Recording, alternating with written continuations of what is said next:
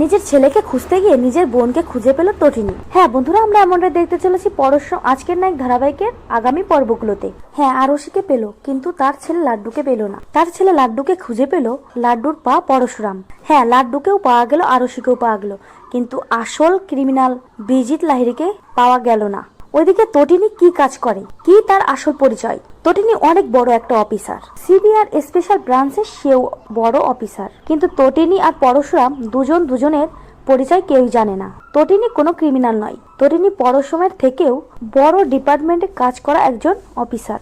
আর তটিনীকে যারা সাহায্য করছে তারাও অনেক বড় অফিসার। তাই তটিনী ঠিক জায়গাতেই গিয়েছিল, কিন্তু সেখানে গিয়ে সে লাড্ডুকে পায় না, সে তার বোন আরশিকে পায়। অন্যদিকে তটিনীর মেয়ে পিকোকে কথা দিয়েছে যে সে তার ভাইকে ফিরিয়ে নিয়ে আসবে। আরশিকে তটিনী প্রথম প্রশ্ন করেই লাড্ডু কোথায়, কিন্তু আরশি বলে, বিশ্বাস কর দিদি ভাই, লাড্ডু আমার সাথেই ছিল, কিন্তু কাল থেকে ওরা আমাদের দুজনকে আলাদা জায়গায় রেখেছে। এখন লাড্ডু কোথায় আছে, ওর সাথে কি বা করেছে, আদেও লাড্ডু বেঁচে আছে কিনা আমি সত্যিই কিছু জানি না।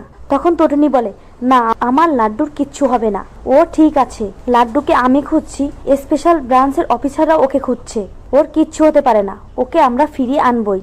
তখন তটিনীকে প্রশ্ন করে আরশি, দিদি ভাই তুই কি করিস, তুই আমাকে খুঁজে বার করে ফেললি, স্পেশাল ব্রাঞ্চের অফিসাররা যেটা পারলো না তুই সেটা করলি, কে তুই দিদি ভাই, তুই করিসটা কি, আমাকে সত্যি কথাটা বল।